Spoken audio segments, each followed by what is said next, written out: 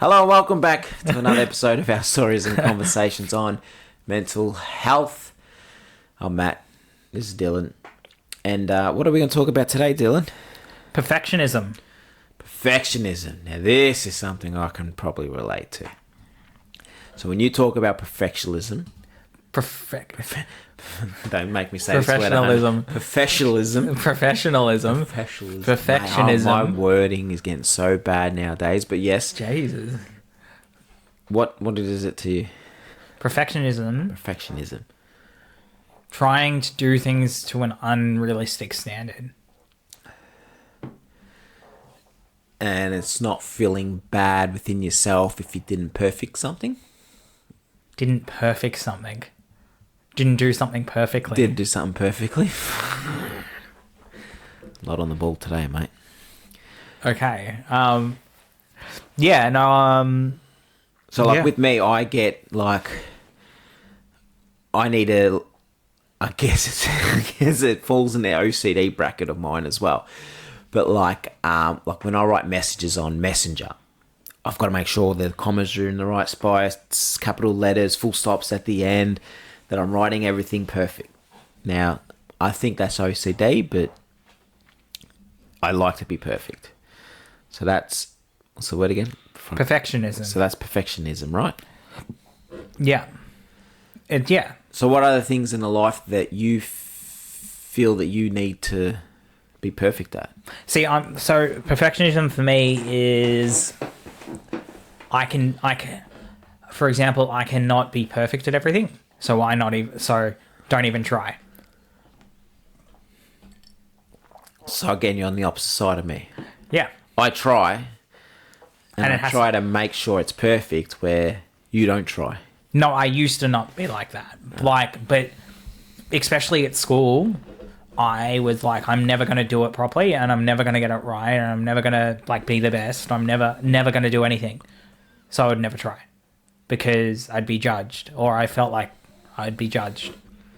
But then, has that been, if you want to be perfect, you got to do everything? No. It's the expectation that you have to be. So there's the expectation of having to be perfect, and then there's trying to be perfect. Yeah. And they're both the same, bracket. Similar, but they're under perfectionism. Perfectionism. Professionalism. I'm saying Perfection. Professional, all in the same freaking word.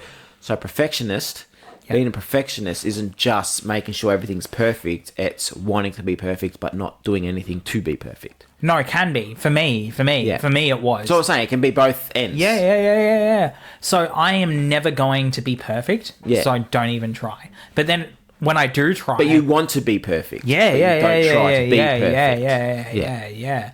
And when I started getting health of self-esteem, and I started actually dealing with that sort of stuff, I then realized how embedded with it was me, because I didn't actually realize. To me, it seems like what is the term? Like an oxymoron sort of a thing. It's like you can't be a perfectionist if you're not doing anything. Yeah, it doesn't make sense. But the reason why I wasn't doing anything was because I couldn't be perfect, which stems from self-esteem issues, and the expectation that I put on myself or in the environment that I had to be at that standard. But I never tried because I knew I never could get to that standard. Again, in our last video, same upbringings, and you're the opposite. You want to be perfect, but you just can't be bothered trying to be perfect. No, it's not can't be bothered. That's a very... Not can't be bothered, sorry. Yeah. But you have not motivated. Is that a word I can say? No, I didn't think I could do it.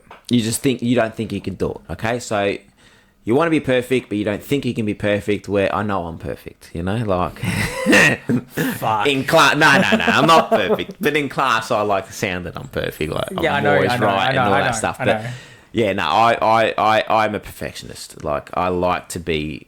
I'm the opposite, where I liked everything to be perfect. Again, it could be my OCD, but yeah, I hate making mistakes. I hate failing exams. I hate, you know what I mean? If I see something, it has to be perfect. What happens if you fail? Oh, that's when I get anxious. That's my OCD kicks in and anxiety comes in. And, you know, if I fail at things that I want to be perfect at, then... But that's just me. And that's what's helped me progress in my life, is wanting to be perfect has made me work hard. And I know that no one is ever perfect.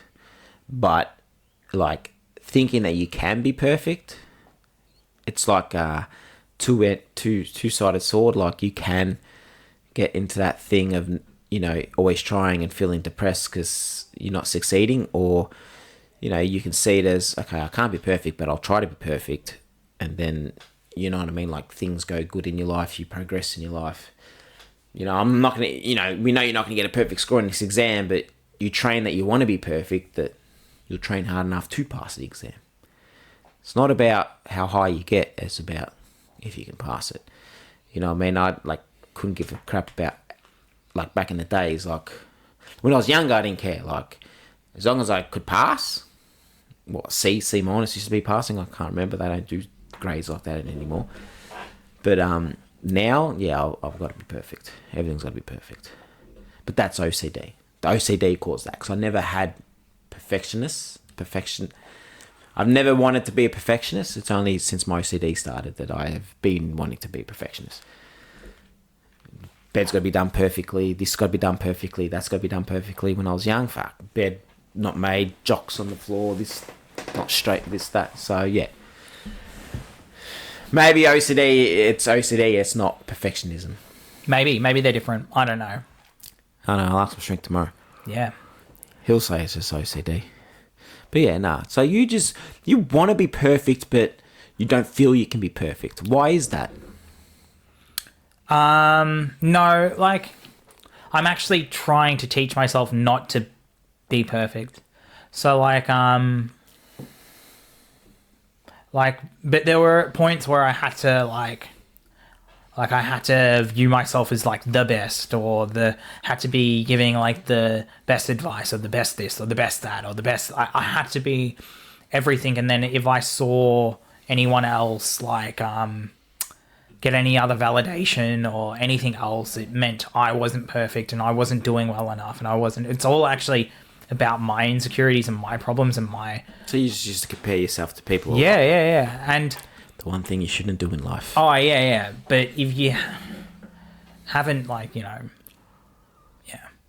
looked at it, it can be hectic, because it's actually really miserable. Like, it's like an impossible standard, because you can't like, one of the things that I had to teach myself with dealing with this is that everyone has an opinion, and everyone has something that they can offer. Absolutely everyone. You actually need to kind of shut up and listen sometimes. And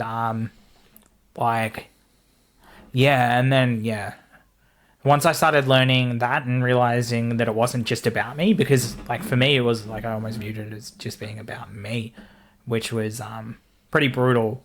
But I had to really step back from that. Yeah, see, a lot of people, when you compare yourself to other people, that's when it gets bad. Like, because you're trying to compare yourself to someone that you think is being perfect, but they're not being perfect. So that's why I never really... Like, when it came to basketball, I always compared myself to other people. Like, I had to be better than the other person, but that was only because you had to do that to become a better player. You know what I mean? So, like, in sport, I've always had that perfectionist type. Like, you had to be the perfect player, but you had to, like, use that as, like, a competitive nature. But yeah, that's a hard one for you, like, comparing yourself to other people and wanting to be perfect, but just felt that you couldn't. Like, I always tell people, you can be whatever you want to be, you can achieve whatever you want to achieve, as long as you work hard and don't compare yourself to other people. Because everyone has different ways of succeeding, different ways of learning, different ways of everything. So, it must have been hard. But it was an expectation that I put on myself as a child. But why did you do that? Because I was... At what point in your life did you... I don't know. When did you realise that you're a perfectionist? Wasn't that I never turned around and said, I'm a perfectionist. Because I wouldn't say that. It's when I started dealing with my addiction, and then I started realising that I had impossible standards for myself. Okay, but before that? before that, I wouldn't have even considered myself a perfectionist.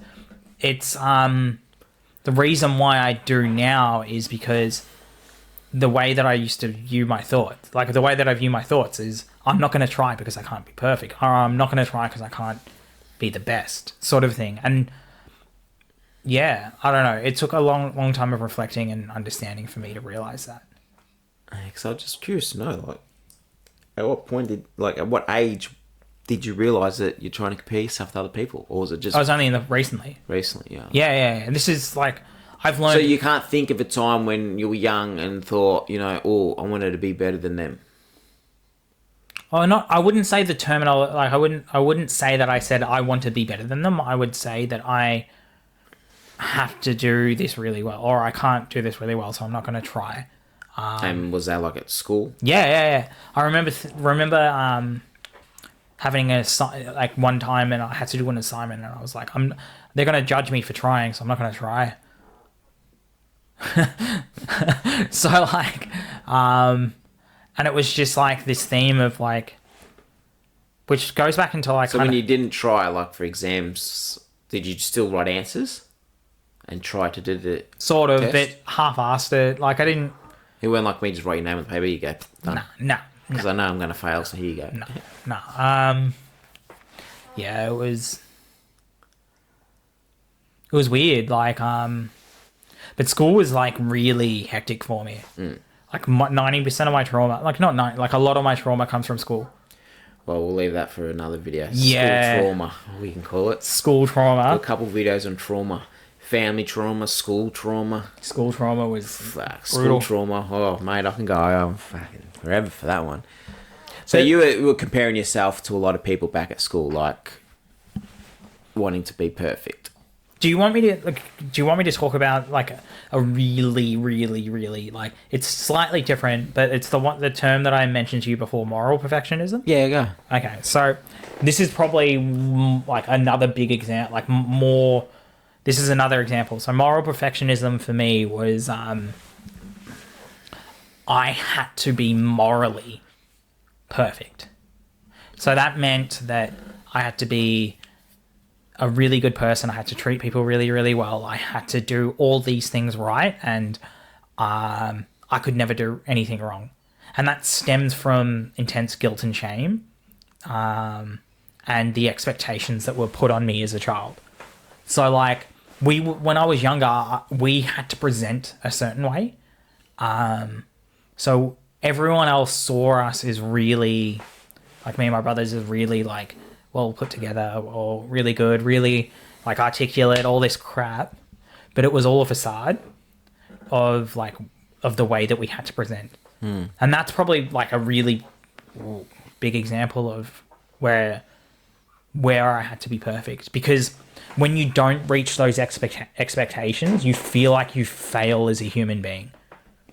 Like you feel like you're not good enough, and it's insane because it's an impossible expectation.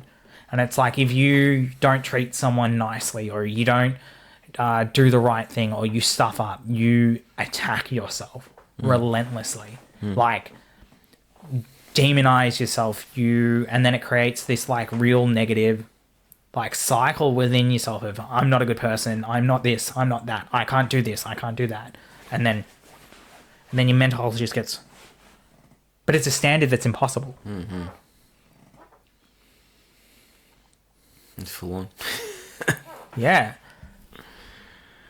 I actually had to, one of the things that I had to learn was that it's okay not to be morally perfect. Yeah. Like, it's okay to be an arsehole sometimes. It's okay to not treat people perfectly. It's okay to have someone not like you. That's a big one as well. See, those three things you just said then is what I'm kind of trying to work on Okay. now, because it affects my OCD. Okay. Well, there you go. I'm worried sometimes to say something because I'm going to... But it's only with people I care about. Or afterwards I feel the guilt. Like, you know what I mean? Like, for example, in our class, I'm very outspoken. No. But like, I'm not afraid to... Like when we went to that excursion thing and that lady I went off at. Like, I'm not afraid. That sounds bad. I should put that into context. So I was standing up because I have bad, my legs were killing me from sitting on concrete. So I just stood up for a couple of seconds, and the lady behind me was saying, sit down, sit down, sit down, sit down. And I'm just like, hang on, I'm just standing up to stretch my legs. And she's like, stop being selfish, sit down. And I was like, all right, I'll sit down. So I sat down, but then this other person goes and stands in front of me, and I'm like, hey, go tell this person to sit down. And she's looking at me and then ignored me. And I'm like, hey, go and tell this person to sit down. And then that person walked back and sat down next to her. And I was like, oh, so you tell me to sit down, but you don't tell your fucking friend to sit down. And then she started calling me selfish, which then said, well, hang on a minute. I sat down when you fucking told me to sit down. How am I being selfish? You don't have to relive the event, bro. Relive the event. See, this is still the anger in me. I haven't dealt with that emotion. This is what my psychologist told me. I need to lay down and I need to deal with it. I still haven't dealt with that day. And I need to sit there and visualize what I really want to do with it, which I can't say on this camera because, you know what I mean? Like, it's the what's it called? Exposure therapy. But yeah, and I was like, how am I being fucking selfish? I sat down when you told me to sit down, and you know what I mean? Like, your friend then goes there and it's okay. But what was that story leading to? Yeah, I didn't like regret anything saying to that person. But then if I said something to you that I thought you may have been upset about, I'll feel that guilt. Now we're going back to the last video, aren't we? Let's not do that again, please. But yeah, so nah. So perfectionism can be wanting to be perfect, but not taking the steps of achieving it, or just.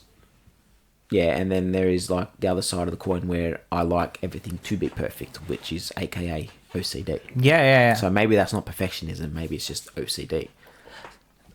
Yeah. Maybe perfectionism, again, let us know in the comment section below.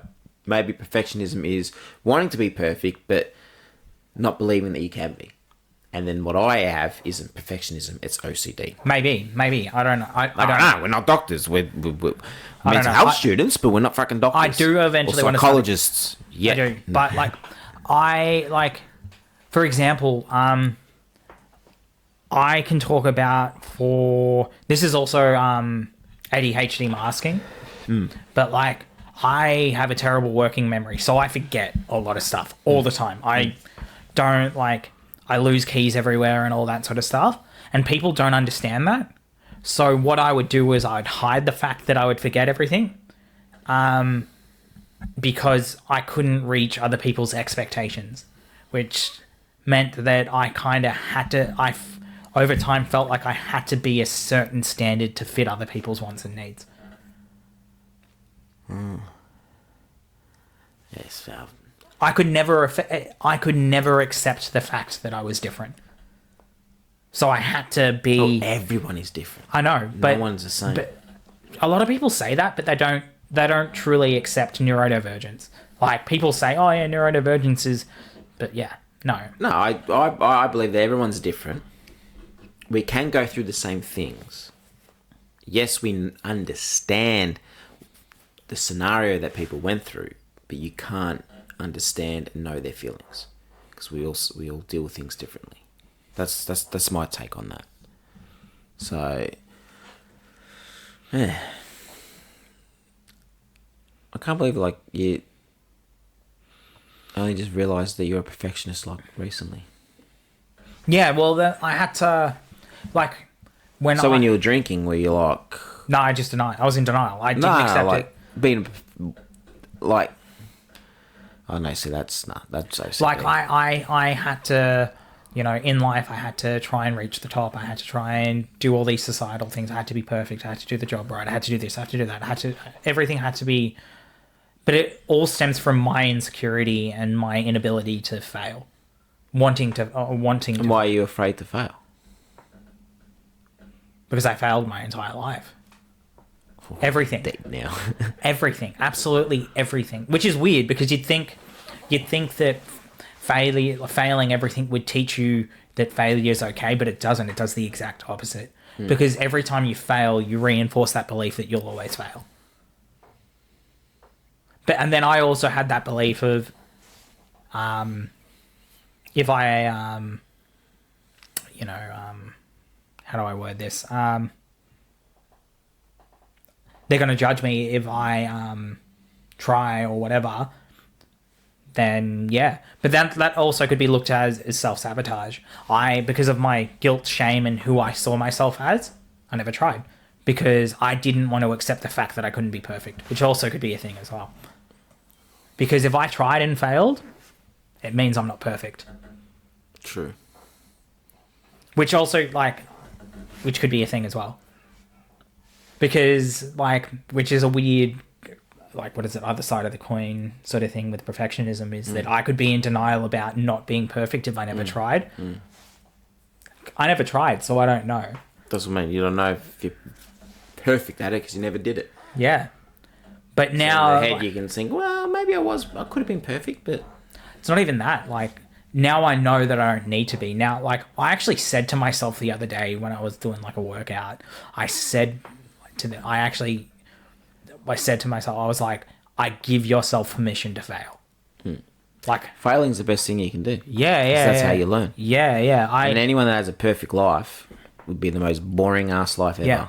You learn more from failures than you do from successes. And I had to learn. I had to really learn that because I had to fail a lot. But then I had to change my mentality on failing because failing is okay. And a lot of people aren't taught that failing is actually just a lesson if you learn how to deal with it. Yeah, if you keep failing, then it's a problem. But the same situation. If it's 100 different things that you fail, different story. You learn from them. But if you're failing about the same thing over and over and over and over again, you need to start But if you're tweaking things or changing things or you're trying to learn from it, then it's not a failure. Yeah. Because you just got to keep... Yeah, a lot of people want to be perfect, but you don't need to be. No. Simple as that. No. But it's not as simple as that. I know it's not simple as that, but just think about how boring life would be.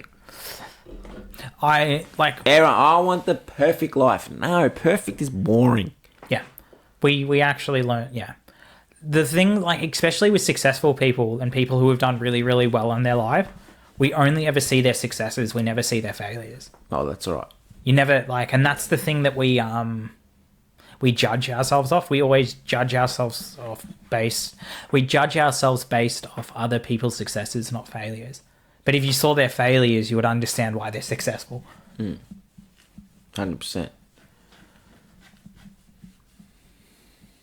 Perfectionism. I said it right. Perfectionism. See, you're becoming perfect by just getting that right. I think I've said this before. You know what the name Matthew is in Hebrew? No. No. Maybe. I can't remember. God's gift. Oh, fuck. So yeah, it's funny because I'll always joke about, I am perfect, but hell no, do I ever want to be perfect? No. Fuck no, it would be so boring. I would have I reckon I would end up doing something bad to myself if I was perfect because it'd be so boring. There's think about it. There's nothing you can do. You've got everything you wanted. If you got everything you wanted, what goals do you have in the future? You know what I mean? You get bored of it. You buy a new console. You smash it out the first 2-3 months, and then what happens to it?